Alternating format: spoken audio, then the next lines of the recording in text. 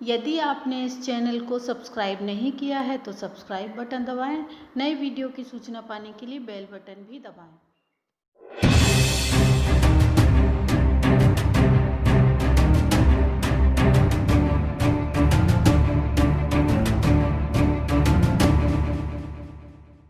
साथियों नमस्कार। DMA India online YouTube channel में आपका हार्दिक स्वागत है। आज हम पर्सनालिटी ऑफ द वीक की इस खास कड़ी में बातचीत करने जा रहे हैं सीबा असलम फहमी जी से। सीबा जी, स्वागत है इस कार्यक्रम में आपका। जी आदाब। इससे पहले कि मैं इनसे आपकी बातचीत कराऊं, मैं बताना चाहूँगा कि सीबा जी एक बहुत जाना पहचाना नाम है पत्रकारिता की दुनिया में, और ख़ास तौर पर जो मुस्लिम समाज की महिलाओं की मुश्किल, उनके परेशानियों को लेकर के प्रगतिशील विचार रखने के लिए वो पूरे देश में जानी जाती हैं। और आज हम इनसे इनके बारे में ही जानने की कोशिश करेंगे। शिवा जी, आप सबसे पहले यही बताइएगा कि आप कहाँ की रहने वाली हैं और कहाँ आपका जन्म हुआ, आपकी जो शुरुआती परवरिश वो कैसी रही, इसके बारे में आप बताइए जी। बहुत शुक्रिया संजीव जी, मुझे ये मौका देने के लिए। मेरा जन्म कानपुर का है, मेरी पूरी परवरिश कानपुर की है, उत्तर प्रदेश की, और कानपुर में ही मेरी पढ़ाई-लिखाई हुई है। इस लिहाज से कानपुर एक अच्छा शहर है कि वहाँ पर पढ़ाई-लिखाई के हर तरह की पढ़ाई के इंस्टीट्यूशंस मौजूद हैं। आप कुछ भी पढ़ना चाहें तो आपको आप कुछ भी बनना चाहें, आपको शायद कानपुर से बाहर निकलने की ज़रूरत नहीं है।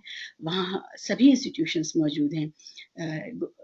मेडिकल कॉलेज से लेकर के इंजीनियरिंग और लॉ और सब कॉमर्स वगैरह-वगैरह। तो मेरी पूरी पढ़ाई कानपुर में हुई पहले तो। लेकिन उसके बाद जब मैं दिल्ली आई हूँ, तो फिर दिल्ली में मैंने दोबारा से पत्रकारिता के साथ-साथ पढ़ाई शुरू की, और जवाहरलाल नेहरू यूनिवर्सिटी से फिर मैंने एमए, एमफिल, पीएचडी के लिए पढ़ाई शुरू कर दी।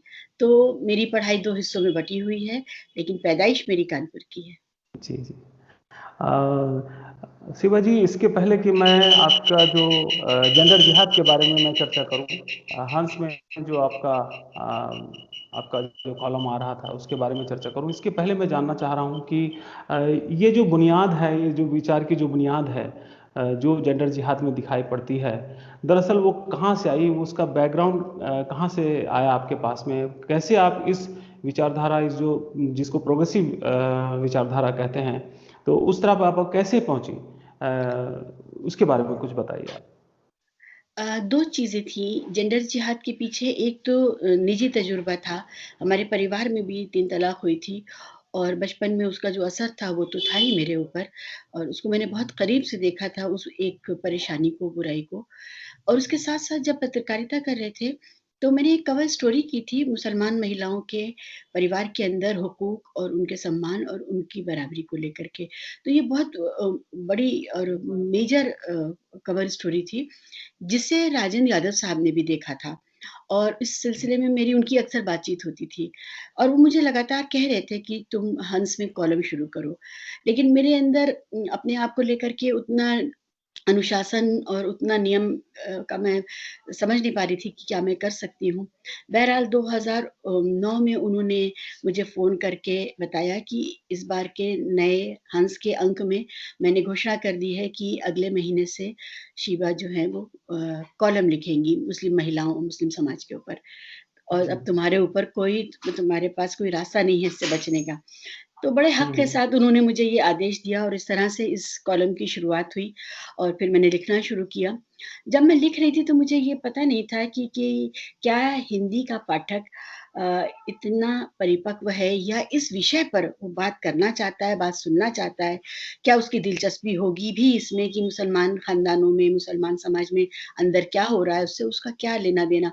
लेकिन बहरहाल मैंने बुनियादी सवालों के साथ शुरू किया उसको, और एक बहुत बड़ा वो एक तरह से कहना चाहिए विचारधारात्मक एक सिलसिला बना, जिसमें मुझे बहुत सताइश मिली, बहुत लोग जुड़े, और जिस तरह की उसमें बंच में मेल्स आती थी, जितना पूरा लोगों का जी। इन्वॉल्वमेंट था, उससे मुझे लगा कि हम्म। देश मुस्लिम समाज के बारे में दिलचस्पी भी ले रहा है, बात भी करना चाहता है, और हालात बेहतर होते हुए देखना चाहता है। जी। तो ये जो मैं दर्शकों को बताना चाहता हूं कि हंस में आपका एक कॉलम चलता रहा करीब 3 साल तक जेंडर जिहाद के नाम पर, और वो एक बेहतरीन सकता हूँ देखने मिला। और जो इसमें जिन मुद्दों को लेकर के आपने काम किया, जिस प्रकार से जो शरीयत का जो लॉ है और कुरान के जो लॉ हैं उनके बारे में भी उसमें आपने खोल करके लिखा, क्योंकि मैं इसका पाठक भी रहा हूं तो मुझे मालूम है इसके बारे में। तो क्या आपके साथ कभी ऐसा नहीं हुआ कि जो कट्टरवादी लोग हैं, चाहे वो मुस्लिम समाज के हों चाहे वो दीगर समाज के हों, उनका कोई अटैक हुआ हो आपके ऊपर, या कोई परेशानी खड़ी हुई हो? मैं चाह रहा हूँ कि अगर ऐसा घटना हो तो वो साझा करें हमारे दर्शकों के साथ। संजीव साहब, जहाँ तक इसका इस कम्युनिटी के अंदर से रद्द अमल का सवाल है, एक पक्ष तो बहुत खुश था, जिसने बहुत सराहा और उनको लगा कि किसी ने हिम्मत करी है, और वो मुसलमान मर्द औरतें थीं जिनको लग रहा था कि वाह! कोई कोई बात करने के लिए आया है सामने बिना डरे हुए।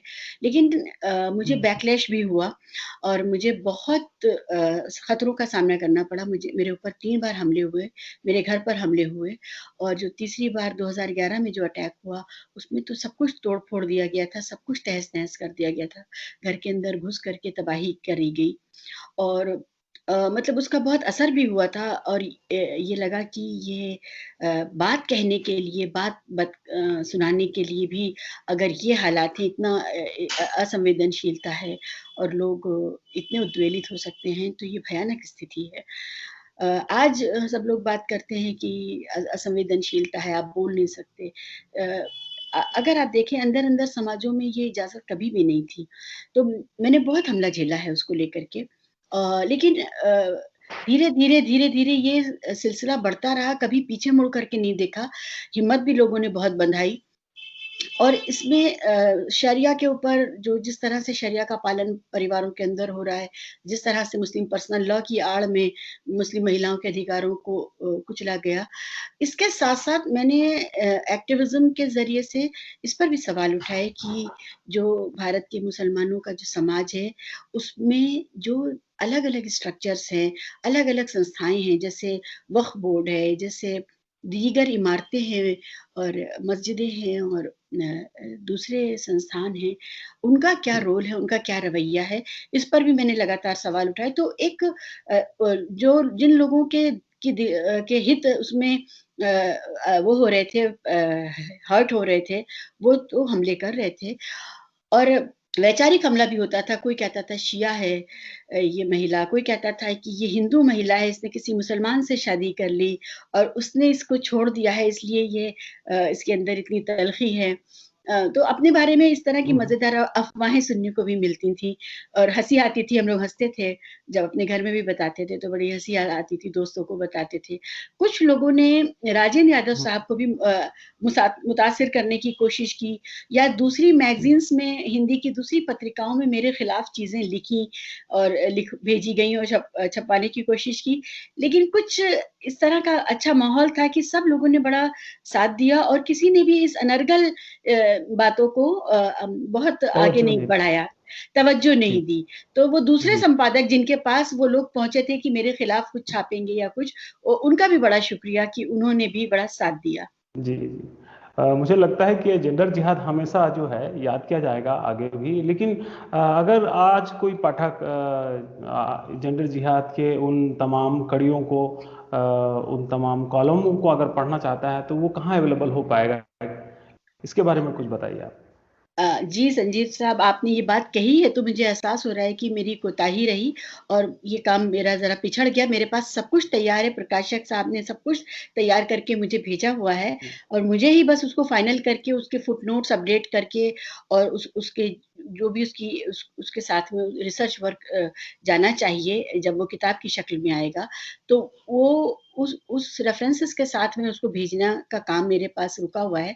मैं उसको जल्द से जल्द कंप्लीट करती हूँ, जिससे कि भारतीय समाज के बारे में ये बहुत दिलचस्प और गहरी कमेंट्री है, ये मंज़र आम पर आए और पाठक उसका फ़ायदा उठा सकें। मैं करती हूँ इस काम जी को। जरूर। हम लोगों को इंतजार रहेगा आपकी इस काम का, इस लिटरेचर का।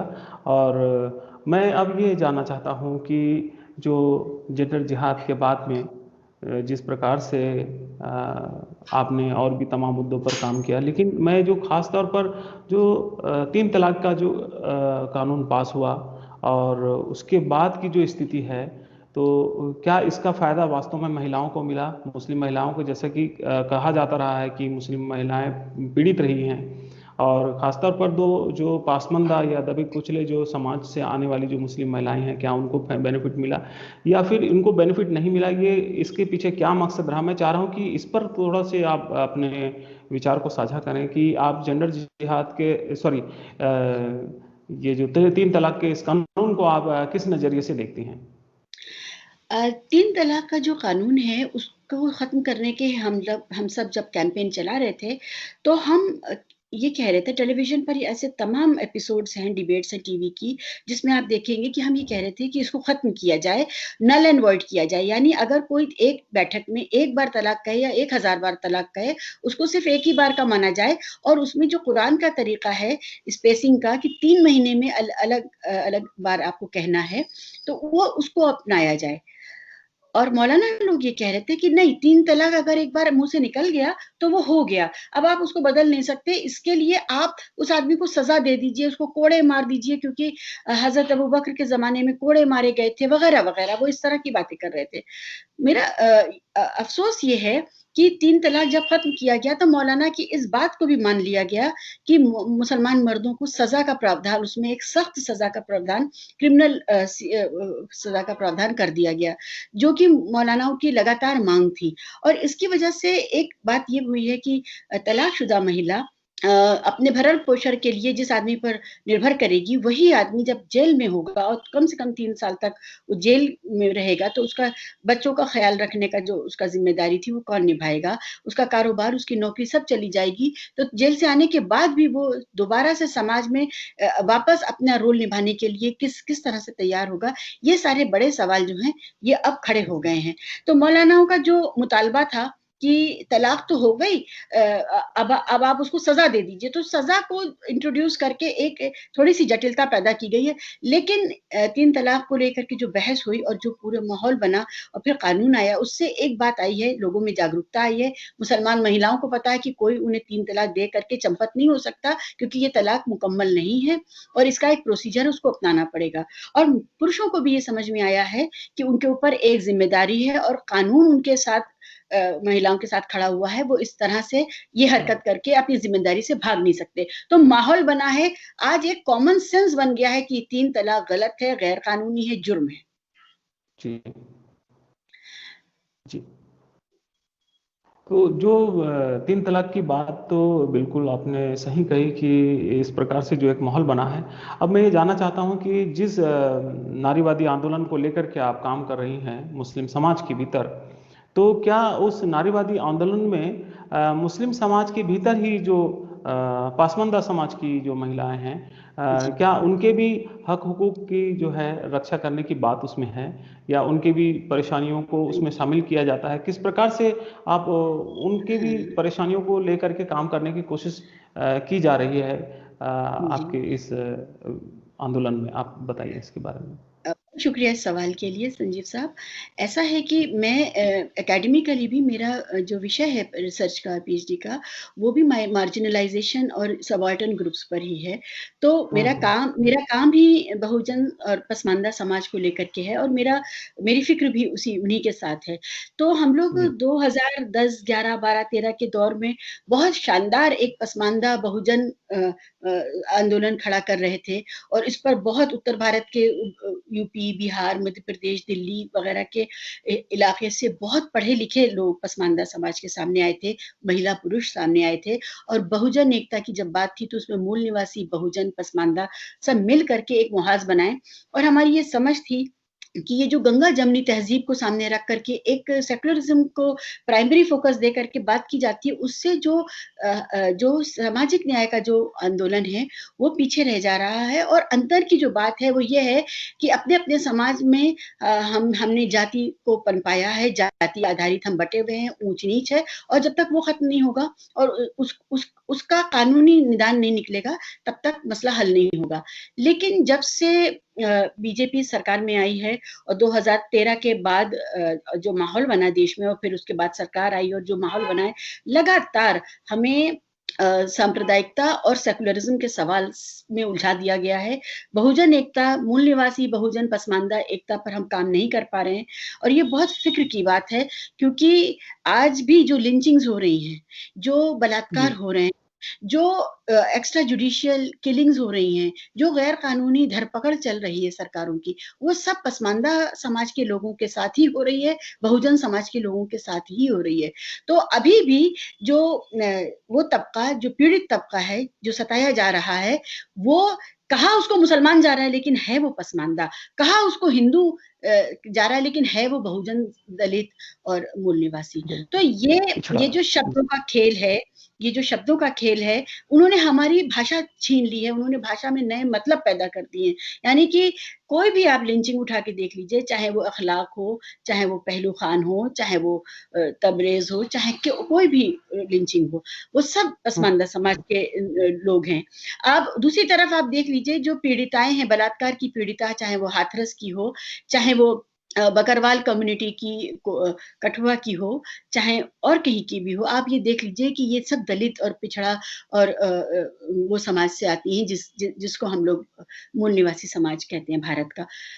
अब इस समझ को समाज में कॉमन सेंस कैसे बनाया जाए कि ये इसमें जो भी क्राइम चल रहा है और जो भी अत्याचार चल रहा है, ये सिर्फ धार्मिक सांप्रदायिक उन्माद पर नहीं आधारित है, इसके पीछे जाति का दंश है, जाति की व्यवस्था है, और ये कास्ट क्राइम है। ये इसको कॉमन प्लेस करने की जरूरत है। हम लोग हम लोग जो पसमानदा मूवमेंट के से जुड़े हुए लोग थे, जो इस पे काम कर रहे थे, हमारा फोकस आज भी है, लेकिन हमारे पास मौका नहीं है, क्योंकि जो लार्जर नैरेटिव है, डिस्कोर्स है, वो अब कम्युनलिज्म हो गया है कि आप सांप्रदायिक ध्रुवीकरण पे बात कर रहे हैं, और आप इस देश के सेकुलर ढांचे को बचाने की कोशिश कर रहे हैं, और कास्ट क्राइम पर, क्लास एट्रोसिटीज पर, कास्ट हायरार्कीज पर बात ही नहीं हो पा रही है। ये अफसोसनाक है इस वक्त।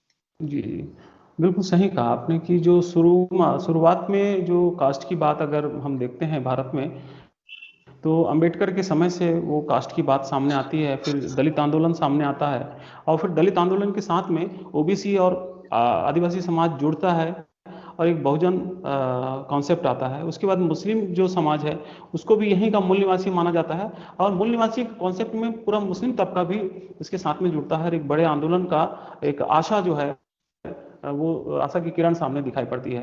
तो आपको क्या लगता है कि ये जो एक प्रकार से जो पूरा एक बृहद समाज है, जिसको हम मूल निवासी समाज या बहुजन समाज के नाम से हम लोग संबोधित करते हैं, ये कभी सांप्रदायिक जो विचारधारा है, जो गैर बराबरी का, उससे वो मुकाबला कर पाएगा, उसके आगे कुछ बढ़ पाएगा, नया नैरेटिव कोई खड़ा कर पाएगा? आपको क्या लगता है? संजीव साहब, 2 चीज़ें हैं। एक तो ये कि समस्या और समाधान के बीच में जो गैप है, हम सब की कोशिश उसको भरने की है, और यही कोशिश हमसे पहले बड़े-बड़े महामानव, महापुरुष करके गए हैं। आप देखिए कि बुद्ध के समय से लेकर के अम्बेडकर तक, ये इस गैप को मिटाने की, समस्या और समाधान के बीच के गैप को मिटाने की कोशिश की, और उसी कोशिश का नतीजा है कि हमें एक शानदार संविधान मिला था। और उस शानदार संविधान को अभी हम अपने मिजाज का हिस्सा, अपने चरित्र का और अपनी प्रकृति का हिस्सा बना पाते, उससे पहले ही वाली व्यवस्था ने उस पर हमला कर दिया है, और वो वापस हमें उल्टे पांव उलटबासी की तरफ ले जा रहे हैं। लेकिन इसके बावजूद मेरा ये कहना है कि आज का जो समय है वो हमारे लिए सबसे मुनासिब समय है अपने एजेंडे को लाने का, क्योंकि आज हमारे पास सोशल मीडिया है, आज हमारे पास एक सूचना क्रांति के सारे हरबे हथियार मौजूद हैं। आज हम जितनी बड़ी अपनी आबादी तक पहुंच सकते हैं, हम पहले कभी नहीं पहुंच सकते थे। जितने सस्ती दरों पर पहुंच सकते हैं, हम वो भी नहीं कर सकते थे। आज हम और आप जो बात कर रहे हो, और ये हमारे समाज के बहुत लोग देखने वाले हैं। पहले हम ये सोचते तो हमें इसमें बहुत पैसे खर्च करने पड़ते। तो मेरा ये मानना है कि टेक्नोलॉजी जब जनता के हाथ में आती है, तो वो जनता को एम्पावर करती है और इस एम्पावरमेंट का फ़ायदा हम अपने आंदोलन में उठाएँ और ये हताश नहीं होना चाहिए कि समस्या विकराल है और हम कमज़ोर हैं। देखिए, हम डेमोक्रेसी में कमज़ोर लोग आपस में मिल-जुल करके अपने को मज़बूत करते हैं और मुहाज़ बनाते हैं और उसी मुहाज़ से हम अपने मुद्दे और अपने मसाइल हल करते हैं। तो कमज़ोरों का मुहाज़ बनना चाहिए, कमज़ोर की बारी कभी नहीं आती डेमोक्रेसी में। ना अक़लियतों की बारी आएगी, ना महिलाओं की बारी आएगी, ना अलग से दलित और बहुजन समाज और आदिवासी समाज की बारी आएगी। लेकिन जब हम सब लोग एक हो जाएँगे तो हम बहुत बड़ी ताकत हैं, तो हमारी बारी आ सकती है लोकतंत्र में। तो लोकतंत्र में हमें अपने साथी चुनने होते हैं, अपने पार्टनरशिप्स चुननी होती हैं और हमें एक अच्छा कोएलिशन बनाना होता है। इस पर काम करने की ज़रूरत है। मैं बिल्कुल निराश नहीं हूँ। आज जो जागरूकता हमारे समाजों में है, ये पहले कभी नहीं थी। चाहे महिला के होने के नाते देखिए हमारी नानी-दादी के समय से हम बहुत बेहतर हैं। हमारी एक आवाज़ है, हमारी एक शख्सियत है और हमारा हक है कि हम अपने समाज के बारे में बात कर सकते हैं, उँगली उठा सकते हैं, सवाल कर सकते हैं। ये सब पर लागू होता है, जो सब कमज़ोर आइडेंटिटीज़ हैं। तो मैं बिल्कुल हताश नहीं हूँ। एक बात ये है कि इस समय सरकार अपनी बड़ी नाकामी को छुपाने के लिए समाज के अंदर जो-जो भी कमज़ोरियाँ थी, उनको उन उन ज़ख्मों को कुरेद रही है, उन ज़ख्मों को गहरा कर रही है, जिससे कि समाज जो है उन ज़ख्मों से कराहता रहे और जो सरकार की जो नाकामी है, जो उसको काम करना था, उस पर बात ना करे। तो हुँ, सरकार ये चाहती है कि हिंदू समाज को ये भ्रम बना रहे कि देखो, हम तुम्हारे लिए काम कर रहे हैं, हम मुसलमानों को सता रहे हैं। हमने 370 कर दिया, हम अ, वो अ, म 3 मन तलाक का। मन मंदिर बना रहे हैं, हमने मुसलमान मर्दों के खिलाफ एक 3 तलाक का कानून बना दिया या हम जो हैं अब लव जिहाद के खिलाफ कानून बना रहे हैं। देखिए लव जिहाद हुँ, हुँ। जैसा प्रोपेगेंडा वाला जो पूरा इस समय चल रहा है, उसमें हमें समझना चाहिए कि कोई नया जुर्म तो का आविष्कार तो हुआ नहीं है, कोई नए जुर्म की खोज तो हुई नहीं, वो सारे जुर्म जो ऑलरेडी सीआरपीसी में मौजूद हैं और जिनकी सज़ाएँ मौजूद हैं, ये वही जुर्म हैं। तो अब आप इसके हुँ, लिए नया कानून बनाएँ या 10 और कानून बनाएँ। आप एक हुँ, आदमी को एक बार के जुर्म में एक ही बार सज़ा दे सकते हैं और उसके लिए ऑलरेडी सीआरपीसी में कानून मौजूद था। तो ये जो पूरा वितंडा खड़ा किया जा रहा है, हमें इससे बच करके सरकार से अपने सवाल करते रहने हैं और हिंदू महिलाओं के साथ जो हो रहा है इस समय कि अभी तक तो देखिए हम मुसलमान महिलाओं के लिए तो बहुत अच्छा हाल है, क्योंकि सरकार भी हमारे साथ खड़ी है बीजेपी पार्टी भी हमारे साथ खड़ी है, इस देश की जुडिशरी भी हमारे साथ खड़ी है और हमारे हक दिलाने की कोशिश की जा रही है हमारे समाज में, हमारे परिवार के अंदर। लेकिन हिंदू लड़कियों के हक मारे जा रहे हैं इसी समय। हिंदू लड़कियाँ किससे शादी करें, किससे बच्चा पैदा करें, किसके साथ जीवन गुज़ारें, कैसा खाना खाएँ, कैसा पहनावा पहने, ये सब कुछ उनके अधिकार जो उनको संविधान ने दिए थे 70 सालों में, वो वापस लिए जा रहे हैं। उनके घर का मुखिया, उनकी बिरादरी पंचायत, उनकी खाप पंचायत तय करेगी कि वो किस जाति में या किस जी। धर्म में शादी कर सकते हैं। तो ये जो हिंदू महिलाओं के अधिकारों का जो हनन हो रहा है, अब मुझे लगता है हम मुसलमान महिलाओं को अपनी हिंदू बहनों के लिए भी खड़ा होना पड़ेगा और उनकी भी लड़ाई हमें ही लड़नी पड़ेगी। बिल्कुल, उनकी लड़ाई भी लड़नी पड़ेगी मिल-जुल करके ऐसा मुझे भी लगता है। लेकिन अब मैं ये जानना चाह रहा हूँ कि अगर मैं कहूँ कि सिबा असलम फ़हमी वो उनका क्या आगे का प्रोग्राम है, क्या प्रोजेक्ट है, किस प्रोजेक्ट पर काम कर रही हैं, किताबें आनी हैं तो किन किताबों पे काम हो रहा है। तो मैं चाह रहा हूँ कि आप अपने प्रोग्राम्स के बारे में बताएँ कि आप अभी क्या कर रही हैं और किन प्रोजेक्ट्स पर आप काम कर रही हैं? संजीव साहब अभी जब कोरोना शुरू हुआ था उसी दौरान एक आपने देखा कि तबलीगी जमात के हवाले से पूरी मुस्लिम कम्युनिटी को भारत की अ, ये बताने की कोशिश की गई कि ये जो हैं जानबूझ करके भारत में कोरोना फैला रहे हैं और ये इन्होंने इसको कोरोना जिहाद का नाम दिया जैसे लव जिहाद का बेवकूफ़ी भरी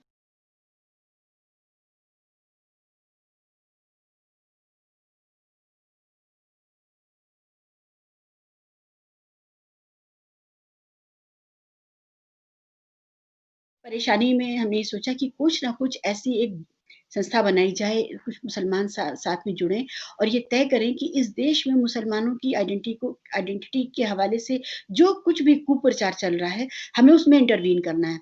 तो इसके मद्देनज़र हम लोगों ने अपने ही जैसी सोच रखने वाले देश के बहुत प्रोमिनेंट मुस्लिम्स साथ आए और हमने Indian Muslim for progress and reform नाम की एक संस्था बनाई।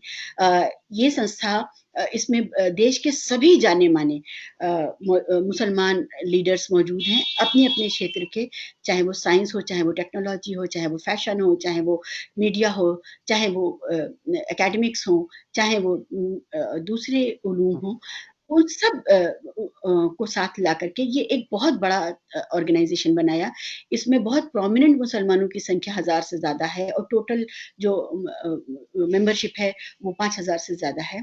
और हमने एक मीडिया के लिए लिस्ट बनाई कि अगर मीडिया को बॉटनी से, ज्योग्राफी से रिलेटेड इस्लाम का कोई व्यू लेना है तो वो मौलाना के पास ना जाए। वो मुसलमान सब्जेक्ट एक्सपर्ट के पास जाए जिसको इस्लाम भी पता हो और जिसको सब्जेक्ट भी पता हो टेक्निकली। यानी जी कि अगर अगर ऑर्गन डोनेशन पे मीडिया को इस्लामिक व्यू लेना है, तो वो मौलाना से नहीं लेंगे। वो एक मुस्लिम जानकार से लेंगे, एक्सपर्ट से लेंगे जो दोनों चीज़ें जानते हों। तो ये लिस्ट हमने जारी की मीडिया को और लगातार हमारे पैनल के लोग फिर मीडिया की डिबेट्स में दिखने लगे और बजाए इसके कि हर मर्ज़ की दवा मौलाना थे और मौलाना मौलाना जो हैं वो बहुत इमोशनल रिस्पॉन्स देते थे। उनको छेड़ हम्म, दिया जाता था और वो चिढ़ जाते थे और वो हम्म, बदतमीज़ी शुरू हो जाती थी और फिर उससे कम्युनिटी की इमेज फर्दर खराब होती थी कि खराब होता देखिए है, खराब। ये टीवी के स्टूडियो में बैठ के अगर ये बदतमीज़ी कर रहे हैं और इस तरह की बात कर रहे हैं, तो ये घरों में क्या करते होंगे? इस तरह की हम्म, छवि बन रही थी। तो उसको तोड़ने की हमने लगातार कोशिश हम कर रहे हैं इम्पार के ज़रिए Indian Muslim for progress and reform यानी कि IMPAR इम्पार। इसके अलावा जो हम्म, एकेडमिक काम है इस दौरान सीए, एनआरसी और ये जो पूरा इसका कोरोना को लेकर के तबलीगी जमात का जो मामला सामने आया, इसको लेकर के हमारे लगातार सारी ताकत, सारा समय, सारा विचार जो है एक्टिविज़्म में खर्च हो रहा है कि कैसे हम इन सारे मुद्दों को हल करें। एक चीज़ ये है, लेकिन इसके साथ-साथ एकेडमिक काम चल रहा है। मेरी बहुत दिलचस्पी इस्लामिक फेमिनिज़्म में है और मैं आपके दर्शकों को बताना चाहूँगी कि इस्लामिक फेमिनिज़्म एक बहुत प्रोग्रेसिव स्कॉलरशिप बेस्ड विचारधारा है इस्लाम के अंदर और मुसलमान औरतों ने अब ये तय किया कि वो अपने धर्म को खुद समझेंगी। कुरान में अल्लाह उनसे क्या कह रहा है ये वो खुद जानेंगी और वो मौलाना के ज़रिए अल्लाह के कलाम को नहीं समझेंगी। और जब से उन्होंने ये काम शुरू किया तो जो उनके हक़ है कुरान में वो उनको पता चले। अल्लाह ने उनको जो मरात, जो सुविधाएँ दी हैं कुरान में वो पता चली और इसके ज़रिए उन्होंने अपने एम्पावरमेंट का प्रोजेक्ट अपनी सोसाइटीज़ में शुरू किया है और ये सारी दुनिया में इजिप्ट में, ईरान में, टर्की में, सऊदी अरब में हर जगह हो रहा है। इंडोनेशिया में, मलेशिया में सब जगह हो रहा है। भारत इसमें थोड़ा पिछड़ गया था लेकिन मेरी नज़र इस पे पड़ी 10-15 साल पहले से मैं इस पर काम कर रही हूँ और मैं अलग-अलग इंटरनेशनल फ़ोरम्स में जा कर के मैंने इस पर बात भी करी और सीखा भी है। तो मैं उस नेटवर्क का हिस्सा हूँ, इस्लामिक फेमिनिज़्म के ग्लोबल नेटवर्क का हिस्सा हूँ। मेरी बहुत दिलचस्पी इसमें है कि हम ये शर्त ना रखें मुसलमान महिला से कि पहले तुम अपना धर्म छोड़ो, फिर तुम्हें अपने नागरिक अधिकार मिलेंगे। नहीं, इसकी ज़रूरत नहीं है। उसके पास बहुत सारे अधिकार हैं, उसको धर्म छोड़ कर के अपने अधिकार पाने की ज़रूरत नहीं है। वो धर्म में रहते हुए मौलाना को इस्लाम सिखा भी सकती है और वो सीखने को भी तैयार है। आज हम अपना होमवर्क धर्म के हिसाब से भी कर रहे हैं और अपने धर्म को आउटसोर्स करने के बजाय खुद अपने आप हम क्लेम कर रहे हैं कि हम जानते हैं ये धर्म क्या है और इसमें हमारे हुकूक क्या हैं। जी आप बहुत अच्छा काम कर रही हैं इसको लेकर के और काफ़ी और आशाएं भी हैं। ऐसे लोग जो कि आपसे जुड़ना चाहते हैं या ऐसा काम करना चाहते हैं जैसा कि आप कर रही हैं, तो मैं चाह रहा हूं कि उनको आप संदेश दें कि वो उनको आप क्या कहना चाहेंगे आपकी तरफ से, वो क्या वो बातें जरूरी होंगी जिसको उनको पालन करना चाहिए। 2 चीज़ें हैं चाहे वो बहुजन समाज का मामला हो, चाहे वो मुस्लिम समाज का मामला हो, हम लोगों को आसान रास्ता नहीं चुनना है। हम जिस पर भी काम करना चाहते हैं, हमें उस पर होमवर्क करना चाहिए और जब आपका वो होमवर्क होता है, तो कोई भी आकर के आपको दरकिनार नहीं कर सकता। वो ये नहीं कह सकता, आप नहीं जानते हैं, हम जानते हैं, हम तय करेंगे। तो आप अपने जीवन को, अपने अधिकारों को लेकर के जब आप क्लेमेंट बने तो आप एक इन्फॉर्म्ड क्लेमेंट बने। इसके लिए और सोशल मीडिया का ज़माना है तो कोई मसला नहीं है जुड़ने में हम सब हाज़िर ही हैं। तो बहुत लोग जुड़ रहे हैं, बहुत लोग मिल रहे हैं और बड़ी बात ये है कि इंडिपेंडेंटली एक बिना ये कहे हुए कि हम किसी कार्टेल का हिस्सा हैं, एक बहुत बड़ा जमावड़ा बन रहा है इस दुनिया में, जो बहुत मेहनत जी करके स्कॉलरशिप बेस्ड रिसर्च करके और सोशल साइंसेज़ को पढ़ करके समाज को बेहतर बनाने की कोशिश में लगा हुआ है। यंग स्कॉलरशिप से मुझे बहुत उम्मीद है। जी, बहुत बढ़िया और बहुत अच्छी बात आपने रखी इस बीच में। और शिवा जी, आपने अपने एक बिजी शेड्यूल से एक बहुमूल्य समय निकाला हमारे साथ बातचीत करने के लिए। इसके लिए मैं दिल से शुक्रिया अदा करता हूं आपका, और आशा करता हूं कि भविष्य में भी आपसे कुछ मुद्दों पर इस प्रकार से बातचीत अलग से दूसरे एपिसोड में होती रहेगी। और मैं अपने तमाम दर्शकों को भी बहुत धन्यवाद देता हूं कि उन्होंने इस वीडियो को ध्यान से देखा। और अगली बार हम फिर किसी खास पर्सनैलिटी को लेकर पर्सनैलिटी ऑफ द वीक की इस खास कड़ी में आपके सामने फिर से रूबरू होंगे। तब तक के लिए बहुत बहुत धन्यवाद। शुक्रिया, नमस्कार। मुझे मौका देने के लिए आपका बहुत शुक्रिया संजीव जी। साहब।